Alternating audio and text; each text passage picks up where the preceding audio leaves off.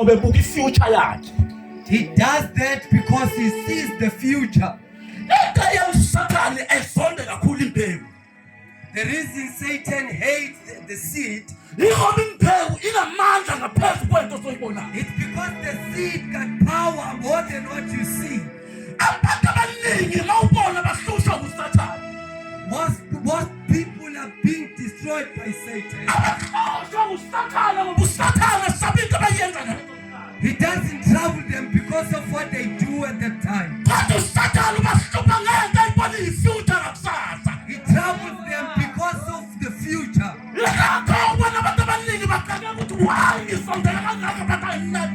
That's why most people are worried. Why is this happening? Because I got nothing. It's because Satan can see your future.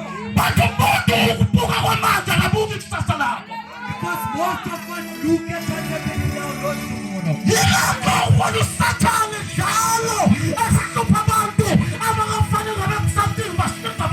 That's why he's always worrying people that got future. If you see people in the bush, reason they're on the street is because Satan knows what they have. If they can live that life, Satan's future can be destroyed. That's why people gossip today. They don't gossip because they hate you. It's because of what you have in future. One thing that's destroying people today, it doesn't kill them because it's killing them. That happened way before it happened now. That person that is gossiping, he didn't start now. He started what he did at home. Hallelujah. I want to talk to you today. God said to me today, he said most people are being witchcraft. That's why because they are saved.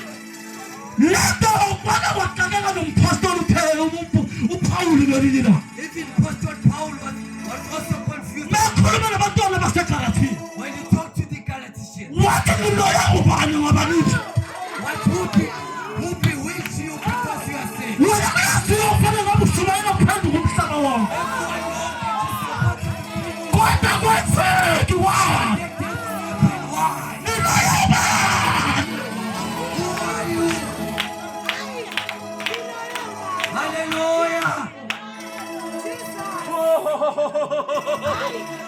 Hallelujah!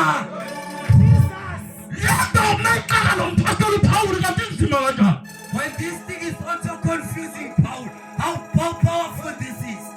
I also said no one can be bewitched. And the Holy Spirit came back. And he said, no, you can't. What you supposed to do? Pray every time and talk.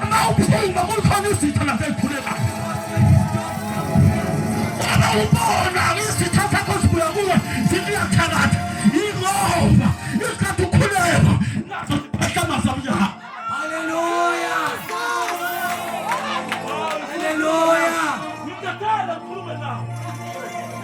Let me speak to these people. When the time you pray, the evil man is also praying. Satan doesn't have power. When you see him having something, he took it from our prayer. When you pray and you don't see the answer, it's because Satan is waiting to see what you do after your prayer. When you read the book of Daniel,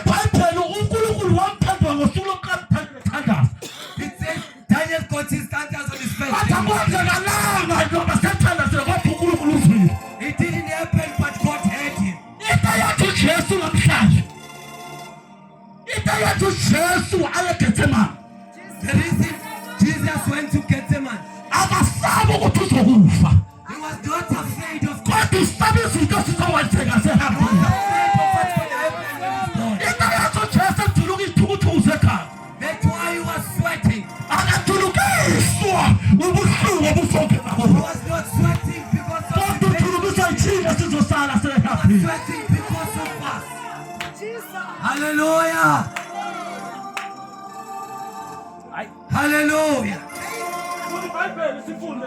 Let us read the Bible. Yes.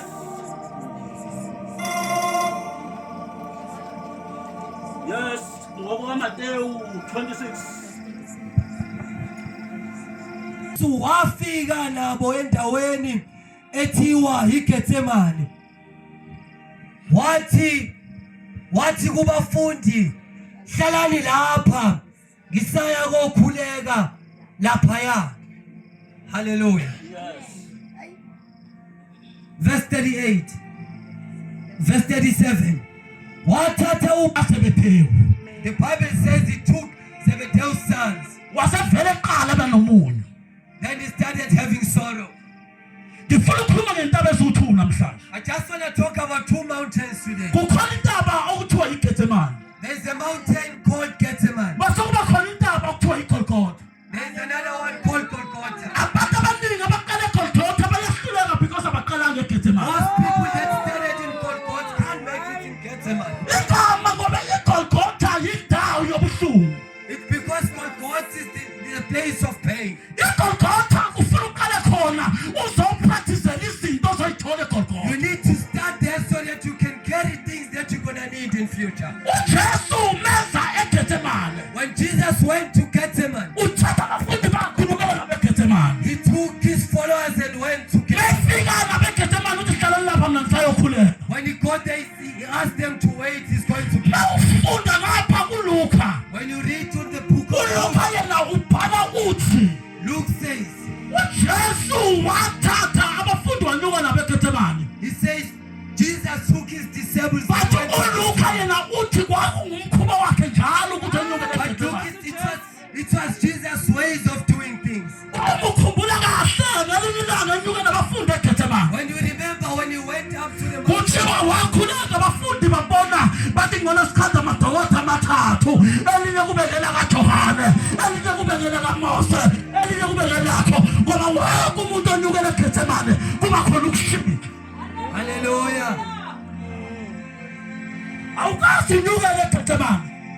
You haven't been in Gethsemane. Ubuye usafana njengoba unyukile. You come back the same way you went there. Kodwa eGetsemane But when you are in Gethsemane, kunezithukuthuku ozoyijuluka khona. there's sweat that you get there. uYesu ujuluka lezithukuthuku. When Jesus was sweating there, Lezithukuthuku suke kunzima ukuhluleka kwakho. that sweat is for your failure. Ngoba uyinkinga umzalwane ongakwazi ukuhluleka kwakhe. There's a problem with Uyinkinga umzalwane ongathanda ukuphenduka kanti walimala. Hallelujah. Asibuyele emuva sibuyele kuDavide. Let's go back to David. uDavide kwakuyindoda yayiphenduka. David was a man that was repenting. uDavide kwathi ngelinye imini ekhamba njengoba wayeyinkosi. One day when David was walking as a king, Wafuka inyama emzimbeni wakhe. things from his body, Wabona umfazi kaOliya. he saw Olia's wife. Wabona umfazi kaOliya. When he saw Olia's wife, Wabuza ukuthi lo muntu omuhle kanje ungakabani. he said, whose woman is this? Bamtshela amabutho kwathiwa unkosikazi kaOliya. Then his soldiers told him it's Olia's wife. Ngenxa yokuthi wayenamandla ngalesikhathi ngobuyinkosi. Because he had power as he was a king. Ngoba kuyahlupha ukusebenzisa amandla akho nasesikhathini esirongo. Because it's a problem to use it. Kunabazalwane besofa ngakusebenzisa amandla esikhathini esirongo. You're destroying other people. Sibuya sishumela inyama yethu sikhona ukuthi thina sifane esiphambanweni. Sometimes we preach what we feel more than what is on the Bible. iBhayibheli isikhathi amlanda elala naye. The Bible said when he brought him to sleep with her, Wamtshela ukuthi sengikhulelwe. she told him he was pregnant. She was Isikhathi amtshela pregnant. ukuthi ngikhulelwe. When she said she was Lithi pregnant, iBhayibheli wathi hambani-ke niyobiza indoda yakhe. then he sent people to call her. Kanti uNkulunkulu uyakhuluma nala ucabanga ukuthi akhulunywa khona. But God is talking even Uma when you think it's uNkulunkulu quiet. wakwazi ukukhuluma kwimphongolo. If God can talk to a uNkulunkulu asazokhuluma. God can even talk to something. Abantwana baba bafuna ukutshela namhlanje uphuma uhambe Listen to ekhaya. what I said today. uNkulunkulu meza asebenza usebenza ngento edelekileyo. God can use something that uNkulunkulu akasebenza ngento enamandla. God doesn't use something that is already. Why Inkosi usebenza ngezinto edelekileyo? Why are you using the useless? Ukuthi ufuna ukuthi sifakaze ukuthi siyakwazi ukwehluleka. One testimony Futhi siyakwazi ukulamba. that they can Futhi also. siyakwazi ukuhlala singasebenzi. We know how it Ukuthi abangasebenzi benze ubufakazi basebenza. so that those who are employed knows what it feels to be unemployed. Lalela mntwana baba. Listen to me, my brother. Into elizokubulala. Something that's gonna kill you. Ngeke ubulawe into yiyo manje. Something that you are won't kill you now. Kodwa uzobulawa ukuthi into oyiyo manje. What's gonna kill you is because you. Kusasa izoba itreki kuSathane. What's happening now to uSathane bese veza ubupikoko kuwe. then Satan gonna start showing you. Ubupikoko yini na? Ubupikoko impakamo. Greediness is. Abaphakemeyo. There are people. Kunabazalwane abaningi abaphakamileyo. Most of Kunabadumisi abaningi abaphakameleyo.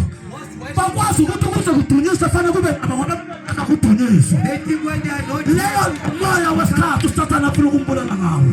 That is Satan's way. Uma ufundisaka When you read the. sithi mawubona umuntu ukuphakama kwakhe When you see. uyakwazi ukuthi kuwa kwakhe kade kwabakho. Hallelujah.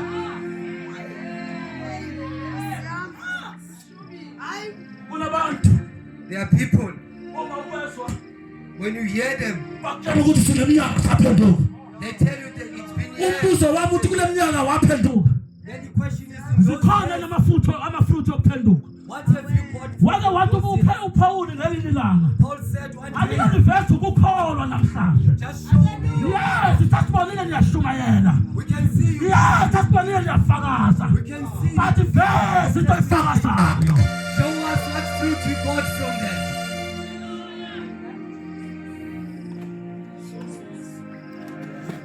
Kufana nabazalwane balesikhathi.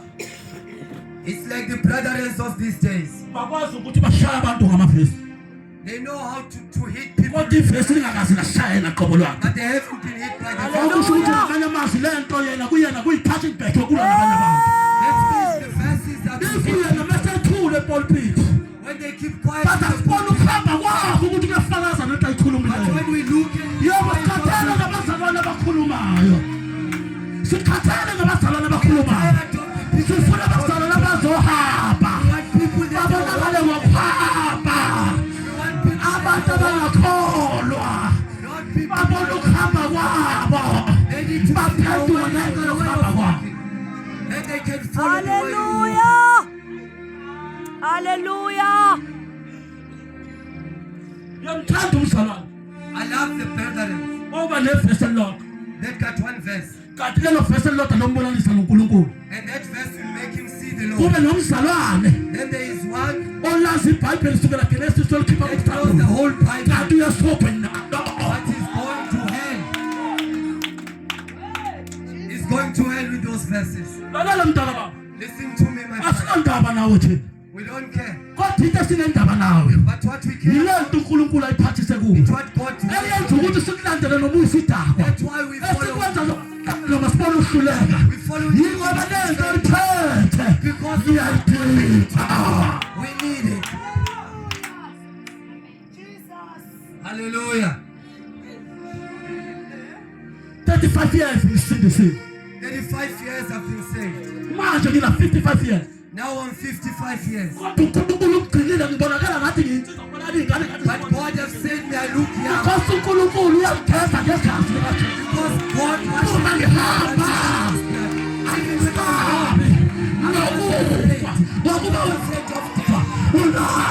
because God is with me. Hallelujah.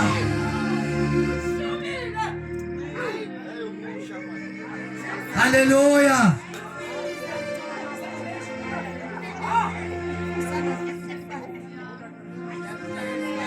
Ngizokhukha nalo leli vangeli, ngikhukha nalo leli vangeli I la. will get on with this. Yeli lilanga phela ngalithatha leli vangeli.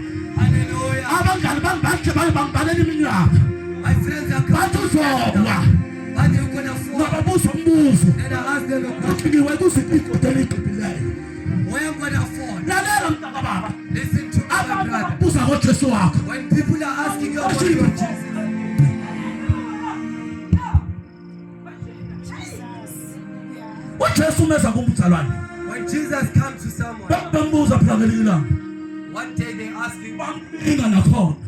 they were tempting him. Bathi kurathi ukunikela ubuyisela into kaphesayo. Is it right to uJesu ubuka la. God asked the person that was asking him? He said, give Caesar, Nikeza kwenkosi. give God what belongs to God. Mntaka baba, Hallelujah. ngifuna ukukhuleka nomuntu namhlanje. I want to pray with someone. Awuthi kade ngithandaza. Someone who say, I've Bathi been praying, ansa yami ayiveli. but I haven't got my Hayi ngoba ansa yakhe ingavelanga. not because Ukuthi okwakho ngene ekujuleni. it's because you're Babe ekujuleni because it's kunezinto zakho. it's why your things are. Hallelujah. Wake babona abantu babathanda ngenxa yezinto. Have you seen people that love people because of their? Kunabantu namhlanje abathandwa hayi ukuthi kuthandwa. There are people that are being Bathandi loved. thina. They love what you have. Phela lento oyiphethileyo. Hallelujah. Wena bazokushiya wedwa. They don't care about Balukela ukuthi bathanda. you. Think they love you too Hayi much. ngoba bakuthanda namhlanje. Not because they Kodwa love you. bayakusebenzisa. Use Bazothi bese bakhamile njengeorange. when they are done Base using bakulahla inyathelo ezinyawo.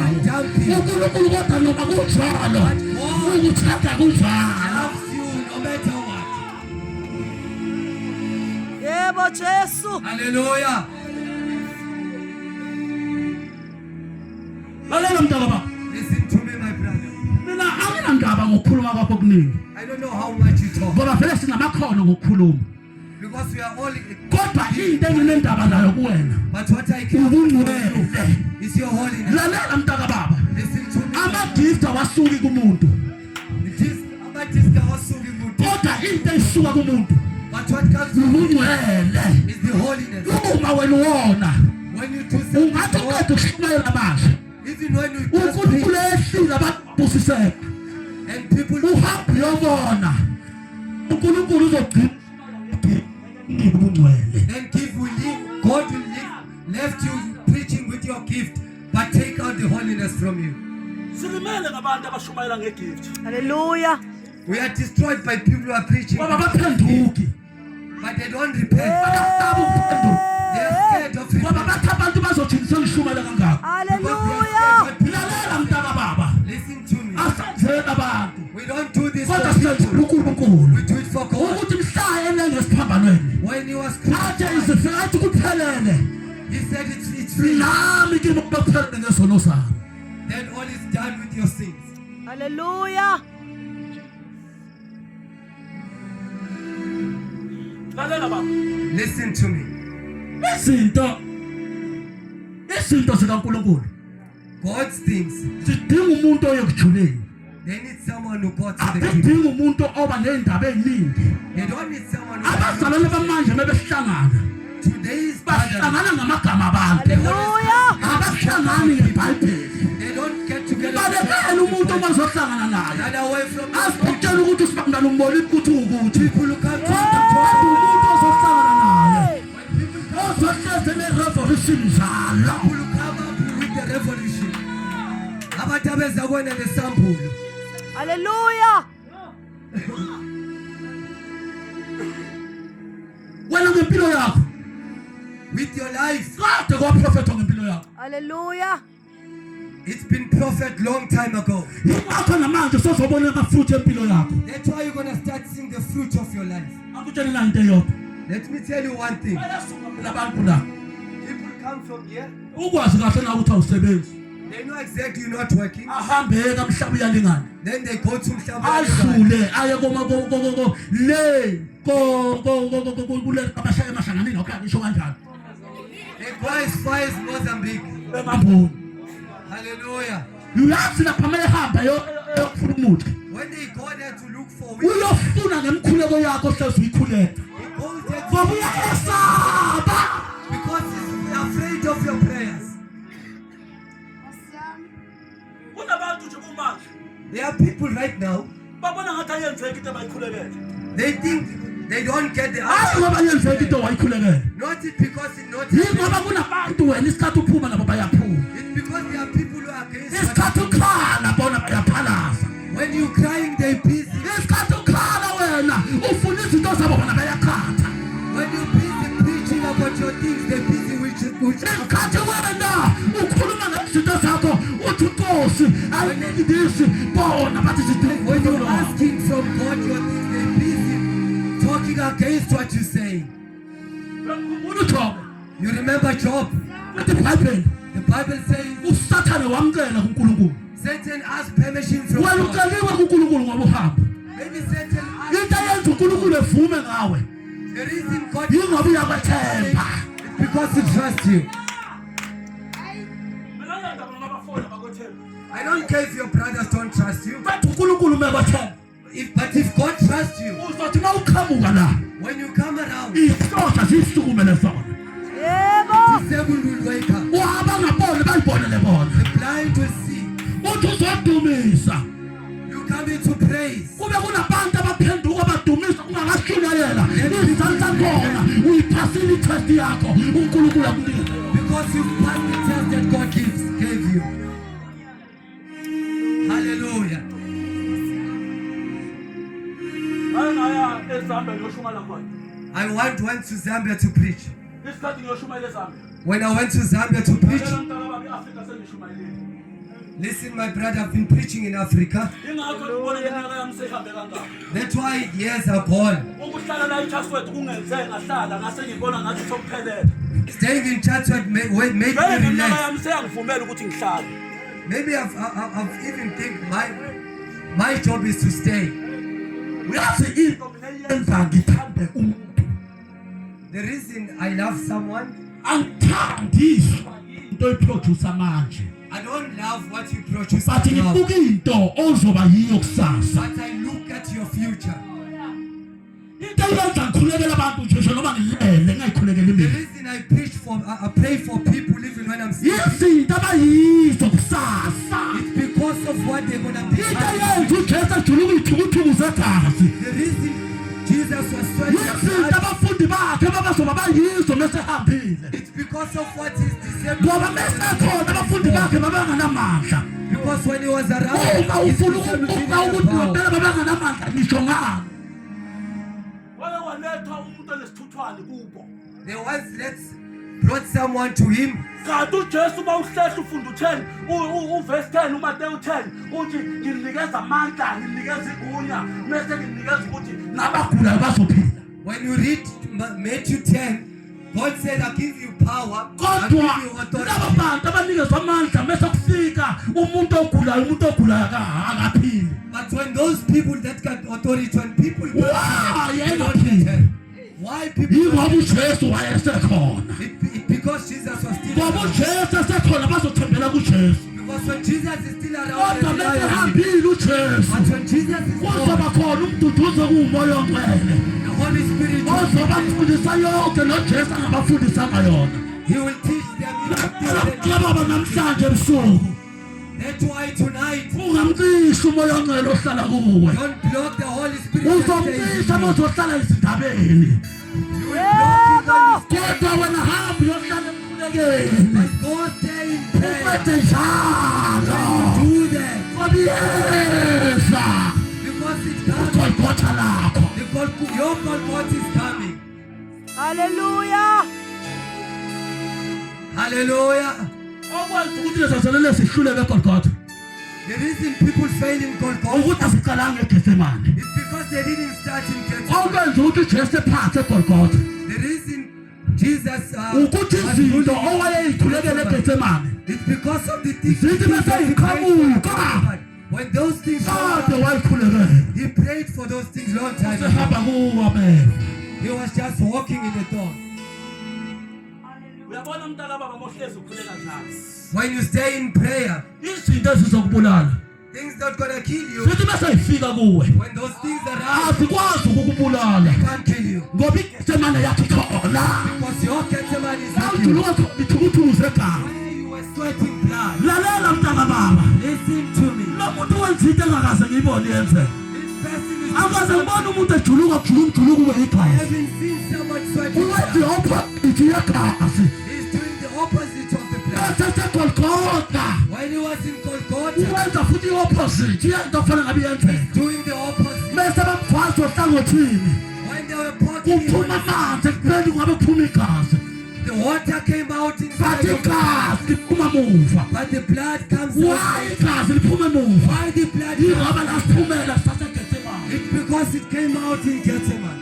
Wena wathenga uJesu esaphila You eseGetsemane. were bought in Gethsemane. Lalela mntana baba uzohlupheka nje manje. Listen, you're gonna Kodwa wena wathenga. It's because you were bought long Stand up time on the ago. feet. Subumume ngeenyawo. Namhlanje Today, ngifuna umuntu I want someone ozothi mpostoli Mngomezulu. who's gonna say, Pastor, Ngifuna ukuthi mawusikhathi ukukhuleka. when I need prayer, Awukhulekana nalo sisi lami efika eGetsemane. when you do pray, pray with me. Kodwa ngingakwazi ukuthi lesitha sikwazi ukufika. Hallelujah. Lalela mntana baba. Listen to me. Into ozoyikhulekela manje. What you gonna pray for today? Yinto It's something. yona eyizoba yiyo kusasa. It's something that you're gonna be in future. Thank you, Jesus. Close your eyes. Ukhona yini umuntu namhlanje? Is there someone today Othi mpostoli Mngomezulu. who says, Apostle Ngomezulu, Akukhuleke kanye nawe. pray with me today? Pastoli, Apostle, wazi uzokhuleka baba. come and pray. Ngikhumbula Gethsemane.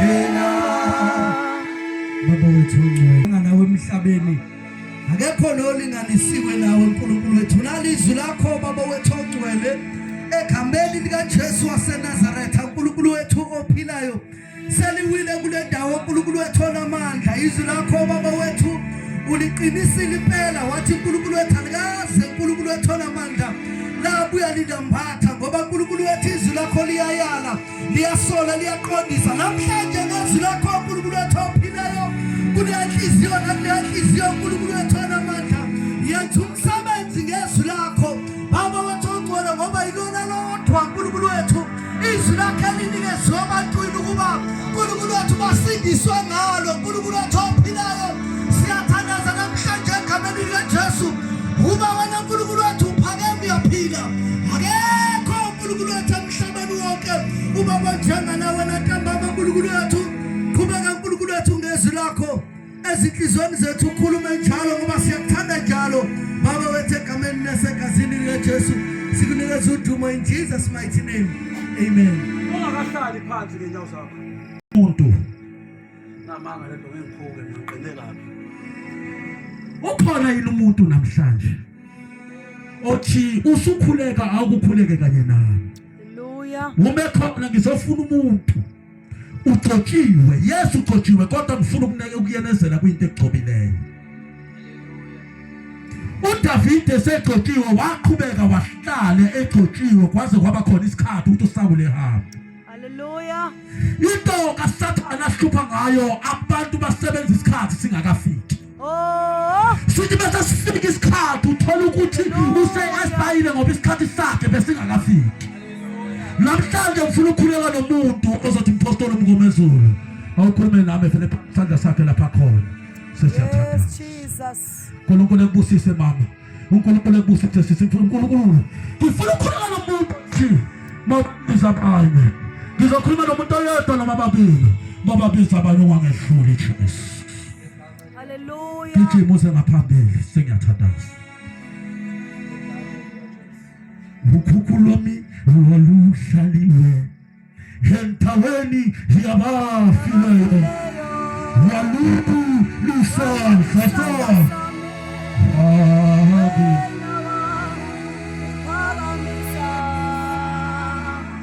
ukhukhu lwami walubaliwe nabantu asebafile kodwa wena wafika Jesu wami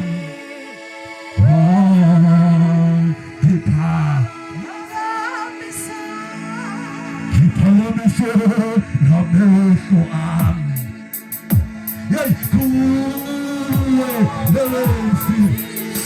kuwe uyithemba lami, Ithemba lami.